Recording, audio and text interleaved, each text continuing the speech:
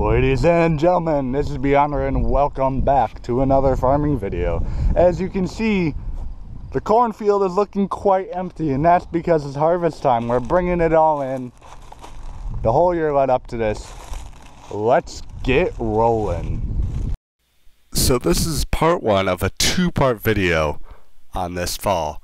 And this first part here is going to be kind of how it works. I'm going to be explaining technical stuff, how everything works. This one's going to be much more of reminiscent of the first video this spring, me wandering around explaining stuff. Now later, in the second video, is going to be a day in the life, and that's going to be a lot more of the fun GoPro shots, that type of thing.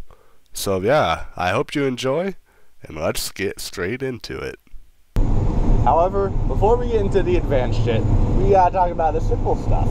So basically, for the basic process here, the combine takes in the corn, goes through the feeder house, shit happens back there, we don't talk about that. And then it goes into the grain tank here. That grain tank holds 420 bushels. A bushel is 56 pounds if it's corn. So this is a good thing to know for scale. However, eventually that grain tank gets full, we gotta dump on the grain cart.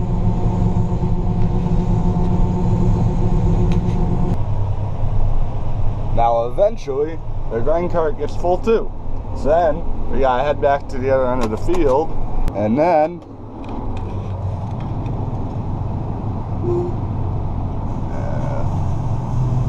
move up a little. Then we unload on the semi. So all that corn went to the combine, to the back of there, and now it's going in the semi. And now we're running dry. So let's just close up the gate, turn her off. And now we're heading out again, on our way. So the truck's gonna go dump, and meanwhile, the grain cart here, we're gonna go back and catch the combine, which is probably almost full. And you know, the whole point of this, of having the middleman, the grain cart, is so nothing ever has to stop. The trucks are always going back and forth, back and forth. What the hell happened there? The trucks are always going back and forth, and the combine's always moving, so we're always getting grain out of the field. And that increases our productivity like a shit ton, actually.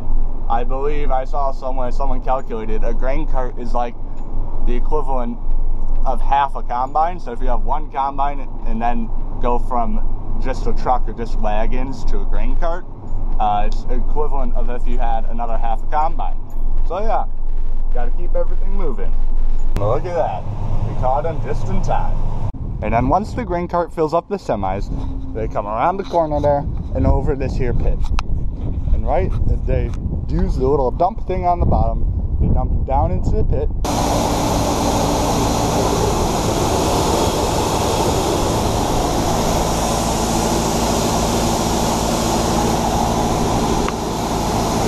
Into this auger. The tractor here, 6130M, runs the auger. So it augers it up into that bin there, and that is our hopper bin or wet bin, depending on who you ask. I don't know. Even on the farm we call it different things, but wet bin. You're probably thinking, Beyonder, why the hell would the bin be wet? And that's an excellent question. Well, see, when the corn comes out of the field, it has a certain level of moisture on a percent scale. So think 100% would be kind of like sweet corn or something, where you can just like, the kernels like pop, you know? And 0% would be all shriveled. Honestly, I don't know what that would look like. There'd be no water in it whatsoever. Anyway, that holds our wet corn when it comes in. When it comes out of the field, it usually has, depending on, towards the beginning of harvest, around like 25 or so % moisture, and towards the end, like 19 to 20. But the ideal storage condition for corn is 15% moisture. So we gotta dry it. And that's where that comes in. The dryer uses propane from over there to have big burners, and it takes in air and heats up the air and pushes it through the corn. Now, to put it simply, here, I can just get up here and show you. It's incredibly dirty because it's a dryer. It's been in use for a while. But as you can see, it's hollow in here, so the air comes through here, and then these walls are hollow, and the corn fills up the walls there. I can close the door. The corn fills up the walls there. So those walls are full, and the air escapes through there, heating up the corn and drying it out to our ideal moisture. Then comes out of there into that thing. There's a lot of like rotten shit in there now because the dryer is done here for the year. Actually, I waited till the absolute last minute to record this, but it does have the benefit of you can actually hear because there's not like 80 things running in the yard, so that's handy. Back to why we have the wet bin. The corn comes in, the dryer isn't super fast, can't keep up with the combine and stuff quite, so we have that holding bin. When that's full, the day is done. We then just wait till the next day. The dryer will drain that overnight. Once the corn comes out of the dryer, it makes its way up that auger there and into this bin. This bin, I think, it holds 30,000 bushels, and it all fills up in there. However, we got a lot of bins. So how do we get into those bins? Well, people, let me show you the air system. And this is the part that I like, you legitimately would not be able to hear me if this was on. So good for me for waiting till after. So, this gets augered out into that thing. And this motor here, all that shit, sucks in a shit ton of air. And the corn is dropped in there, and that dropped into this tube here, this wind tube. And the air is like pressurized and shot through there so fast that it just blows the corn through with it. So you don't have any like moving parts throughout the system like an auger. All of it's down there. Unless you like blow a tube or something, you don't have to mess with anything up there. So we select which bin it's going to with this here changer. See, we can do that. Pretty simple. So we select which bin it goes into with that changer. And right now it's selected to run into this bin. Now once the bin's full, you know, we stop the air system for a while and then we move it to the next and the next and the next, you know. Once it's in this bin, it will stay here until such time as we decide to move it elsewhere for whatever reason or sell it. Usually sell it, unless something goes goofy. So these can hold corn all the way until next year.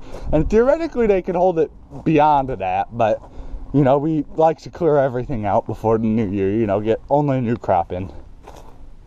We also have this blower here amongst the shithole. This blower intakes air, pushes it through the bottom of the bin, which actually has little vented slats in it to circulate air to help keep everything fresh. You can actually dry or moisten the corn to a degree through that. If it's humid out and you turn that on, you can put a little moisture back in the corn if you dried it a little too much or something. You know, you can just kind of control everything that way. But basically, the main purpose is to circulate air through, keep everything fresh. Hi, cat. How you doing? This is Mr. Meow. He's our most valuable employee. But yeah, that is the basic cycle of the corn. Well, the field part was basic. I went fairly in depth for the bin site tour because I don't want to have to come back here again. Alright, so after that quick and dirty explanation, now we can get into the deep shit on how all this stuff works. So let's just hop out and we'll start with the actual physical machinery. So we're going to start with the physical machinery here. We're just going to follow the corn's journey through the combine. Back up so you can see it. Alright, so we started at the corn head here. Take this guy. We need him wet. We're gonna a little wet. That was embarrassing. Anyway, starting at the corn head. Right down in there, we have these little rotatificator things. So we can get a better angle on them. Oh, let's see. Basically, down here, these spin really damn fast. So when the corn plant here goes in, that grabs it and just goes, ah, and it gets yoinked down there. However, we have the deck plates. Now what happens is the rest of the plant can fit through there. As you can see, corn cannot. Shit. So, anyway, it gets in there. And then these gathering chains here, they move it up into there. The auger then, you know, augers them in to the feeder house over there, as augers do. So once it's in the feeder house, it's actually in the inside of the combine. So everything's gonna start moving through. And what we can do, actually, alright, so under these black shields here is the rotor. Now what the rotor does, close that, so it's not so loud, but the rotor spins around and essentially just beats the shit out of the corn. Knocks all the grain off the cob, just whoa, you know, beats it up. And it has the concaves, which have little grates the grain can fit through, but the rest of the shit can't. However, you know, it's not perfect, obviously. There's a lot of other shit that comes through, a lot of smaller pieces of shit. So, we turn that on.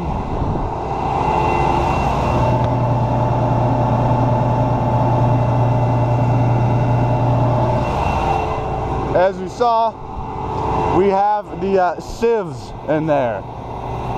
And what those do, it's kind of like panning for gold or something.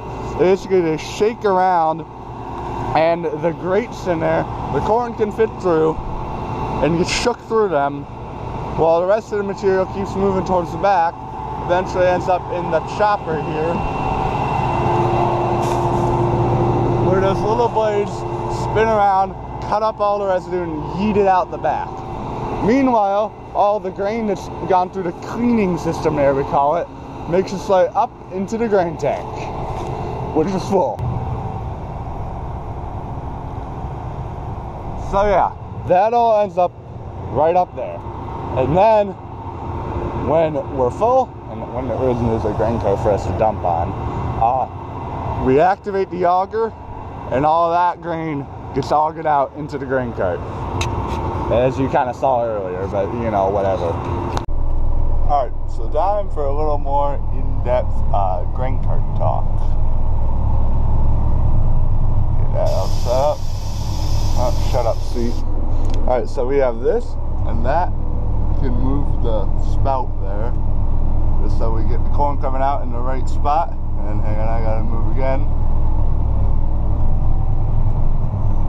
The second one open and closes that gate, and the gate controls how much grain we're allowing in to the auger. So that's how fast it's coming out, essentially. Right there, now we can sit for a while. And that third one is just like folding and unfolding the auger. We have the throttle here. You're kind of familiar with that. I explained it in my spring video. But yeah, basically for the process, we pull up right alongside the truck. We use the spout thing to tweak it, and we open up the gate and let her rip. We also have the scale to keep track of how much we're putting on, and to see how much we have left in there. There's windows that they're kind of hard to see sometimes. We kind of like, to kind of slowly move, we just kind of mash the clutch, pretty much. And there it goes, let off the clutch. Yeah, and when it piles up, we move. Pretty simple. Alright, and then when we're all done, it's empty, we just turn that off, and that turns the PTO, which is the thing that's rotating back there. That transfers the rotational energy to the auger. Once we got that, we're ready to roll. Just put her in forward and get out of here. Also, yeah, I know the oil change too. We got like 2 days left of harvest as of me recording this, so we're just gonna wait. Okay, now that you guys know how the actual machinery works, we're gonna talk about how I use that machinery by explaining the cab. And as you can see, there's a bit of a load of freaking information here, so we're gonna do our best to get through that. So to start with, I'm only gonna go over the stuff that we actually use. Go ahead, do your water when you get up. Okay, anyway, had to do a bit of finagling. Now we're gonna actually explain what's going on. So we're gonna start with like the monitor up here. So that counters A right there. That is our yield, bushels per acre. For reference, a bushel of corn is 56 pounds. So that's doing pretty good. We got our average yield. This field's, you know, we've had better, but you know, it's nothing to complain about. Up here in the video, we can see some video of inside the machine, and that just helps us kind of monitor the condition of the grain. So there's not a window for that back here, but whatever. That tells us our location, like what client who we're going for, like if we were doing custom for someone, what farm we're on and what field we're on. Here we have crop type, the variety of the crop, so that's like the hybrid, you know, hybrid corn's a thing. Got another yield counter, I don't know why the hell that's there. 69, oh damn it. Anyway, got fuel consumption here, gallons per hour of diesel. She's a hungry thing. We got how full we are, 72% full. Got the windows full filling up there. Then over here we got some stuff going on. So that number there, 550, that is our header rotation speed. So that's how fast the headers move in. And we want to watch that for a number of reasons. I'll explain it in probably today in a live video. I'll explain how I calculate losses and stuff. Although we'll just see what editing beyonder says. Then we have, that's our separator speed, or the rotor that I talked about earlier. 1 second. Anyway, before I was so rudely interrupted by doing my job, I was talking about here, that is our rotor speed. So it's how fast that's beating. We want to monitor that. If it goes too fast, we'll start cracking things. This doesn't do as good of a job. That is our concave distance at 35 millimeters right now. We have it set at. And that's like the distance, how far closed the concaves are around the rotor. And we have the cleaning fan, which I don't think I remember to talk about that. But basically, it's a big fan under the sieves that just blows all, that helps blow all the extra debris out the back. 16 millimeters, that is our top sieve. So basically how much we're letting through. You know, closed means less is going to get through. You're going to keep more material out of the tank. It's not corn, but you're also going to let more corn end up going out the back inevitably. Same thing with the bottom sieve, except the bottom sieve is underneath the top sieve, so everything from the top sieve ends up down there eventually. Down here we have our location again. That is our guidance map. The inches there, that's how fast, how far we are off our row in inches, like not 0. So the GPS getting us within an inch of where we want to be. We can also see dark pink is where I've been, light pink is where I've not been. Got some things, we can like kind of tweak where our line is just in case. That's our average acres per hour, 12 acres to the hour. It's pretty solid. We got, yeah, harvest settings again displayed down there, another counter, all that. So yeah, that's the monitors. Let's explain the buttons and shit. These buttons are all functions on the monitor, but it's like a hotkey kind of. I got my little phone pocket thing. This switch here controls turning on like the separator on the inside of the combine, and that one controls the header. Here we have our RPMs. So turtle slow, we're full bunny, full rabbit, top speed RPM. We got 2200, I believe. We got our gears. I mean, it's a hydrostat, so gears don't really work the same as they do on other stuff. But we got first gear, we're in second, and we go into third for road transport. That is how we lock things up for road mode, for transporting. Here's some things I can turn on my flashers, some lights. We got, you can turn on some flashers, some lights. You can control the temperature, the fans, music. I can actually skip from my playlist. This knob here controls how far the head is off the ground. Like if we want it to ride real close because the corn's down or something, we can kind of crank it. Up here we have the steering column. As a steering wheel, I don't know what else to say about that. We got, you know, we got our blinker, our controller, some more of our lights. We got the honker there. Here we have our CB. One thing, we did not have this in any of the other videos. We keep it in the grain cart, all the vehicles that we have going in the fall except the Ripper. The Ripper doesn't, we don't care. He can figure his own shit out. Basically, we can use it. We can, hit the button and talk to each other. That way, since it's kind of a logistical nightmare, we got 4 guys running around, and it's just really helpful to be able to be like, hey, I'm going over here, and not just leave and have them wonder what the hell you're trying to do. So for other things to cab, we got the radio up there. We can control it down here, up there, whatever your preference is, I guess. This we can actually adjust the mirrors with. Our door opener stuck to the vent. We got, let's see, up here, we got the fridge in there. It's a little dirty because then I can season. I should put my cinnamon roll in there, but yeah, I got our fridge. It's like some snacks, some storage space, more storage space, shit ton of cup holders, more storage space. Storage space, that's very important when you're in here all day. Here is our hydrostat, so we can pull it back, push it forward to adjust our speed. So basically the prototype had that is the faster we're going, and same going back, pretty simple. So 1 here, so we're gonna press to raise the header up when we get to the end. And the path ahead, I know. Beep beep.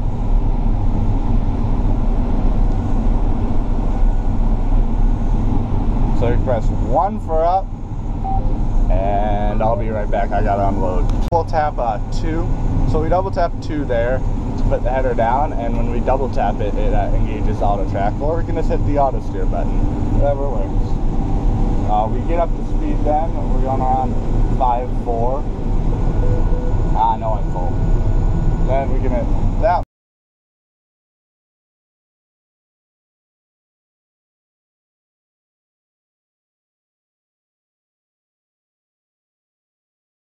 Well, on that rather lackluster note, we officially conclude the How It Works video. The next video is going to be the day in life. That's going to have the fun GoPro footage. That's going to be kind of the more of the fun video. This one is making sure you knew what the hell was going on. So yeah, I hope you enjoyed the video. If you have any questions, feel free to comment down below. I love talking about this shit. I'll gladly answer them. And yeah, thanks for watching.